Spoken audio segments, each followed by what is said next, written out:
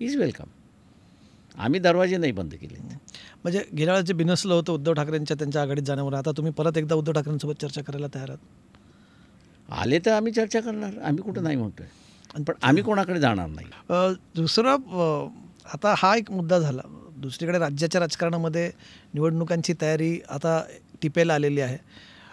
मुद्दे काही खूप चर्चेत आहेत. म्हणजे गेले काही दिवस लाडकी बहीण हा खूप महत्त्वाचा एक मुद्दा चर्चेत आहे. म्हणजे जसा गेला संविधान होता, तर संविधानाचा तुम्ही मगाशी उल्लेख केला, तो संविधानाचा मुद्दा यावेळेस असेल की असा लाडकी बहीणसारखा मुद्दा जास्ती प्रॉमिनंट असेल? आत्ताचा जो मुद्दा आहे तो 3 मुद्दे महत्त्वाचे आहेत असं मी त्या ठिकाणी मानतोय. लाडकी बहिणीचा मुद्दा हा शिवाजी महाराजाचा पुतळा पडेपर्यंत सगळेच घाबरले होते, मान्य करतो त्याच्यामध्ये. पण शिवाजी महाराजांचा पुतळा पडला, त्या इश्यूने लाडकी बहीण खाऊन टाकली. अच्छा.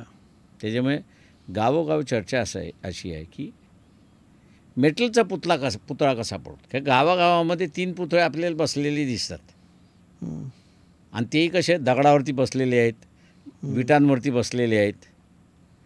हवा आली, माती आली, ते जशीच्या तशीच आहेत. म्हणजे महात्मा फुलेंचं आहे, बाबासाहेबांचं आहे, बुद्धांचं आहे. हे 3 पुतळे तुम्हाला बसलेले दिसतात. ती काही फार चबुतरा बांधलेला असतो नसतो, ते एका विटावरती ठेवून माती टाकून त्याच्यावरती ते वाऱ्यांनी पडले नाहीत. गावात चर्चा आहे की आपला मातीचा पुतळा पडला नाही, लोखंडाचा पुतळा पडला, हे काही आहे. दुसरं मी जसं म्हणालो तसं एम्प्लॉयमेंट, आणि एम्प्लॉयमेंटचं ह्यांच्या कोणाकडे प्लॅन नाही अशी असणारी परिस्थिती आहे.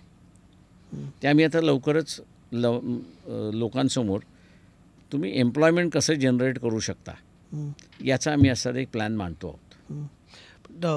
सरकारचा दावा आहे की खूप मोठ्या प्रमाणात एम्प्लॉयमेंट जनरेशन झालं आहे, मोठ्या प्रमाणात उद्योग आले आहेत, FDI आले. त्यांनी असं सांगावं ना त्याच्यामध्ये की आत्ताची प्रेझेंट सिच्युएशन जी आहे, अनऑफिशियली शासन जे म्हणतं आहे की सरकारी आणि निमसरकारी असं जर धरलं तर एकंदरीत 14 लाख एम्प्लॉयमेंट आहेत. तुम्ही त्याच्यामध्ये किती भर केली ह्याची आकडेवारी द्या ना. आणि दुसरं, प्रायव्हेट सेक्टरमधलं एम्प्लॉयमेंट किती वाढवलेलं आहे ते तुम्ही असताना सांगा. आणि IT सेक्टरमध्ये वाढले की कमी झाले याचा तुम्ही खुलासा करा. बरोबर. तुम्ही म्हणता हे मुद्दे म्हणतात, एम्प्लॉयमेंटचा मुद्दा तुम्ही म्हणतायत, एम्प्लॉयमेंटचा आहे. दुसरा मुद्दा जो आहे त्याच्यामध्ये तो म्हणजे हमी भावाचा मुद्दा. त्या संदर्भातला कायदा होणार आहे का,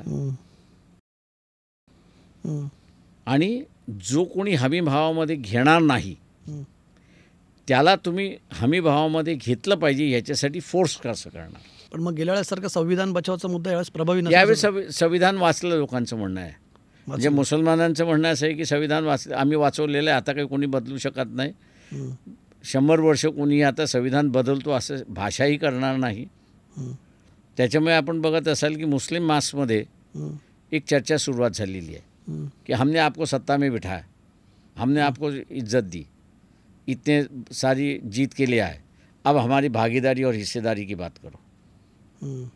मला जी कळलेलं आहे त्या प्रमाणात इंडिया आघाडी किंवा इथली महाविकास आघाडी, काँग्रेस, NCP आणि उद्धव ठाकरे यांची जी आहे त्याला 44 मतदारसंघातली लिस्ट देण्यात आलेली आहे की या 44 मतदारसंघामध्ये मुस्लिम उमेदवार पाहिजेत. बरं, मग आता बघायचं आहे त्या लिस्टचं काय होते.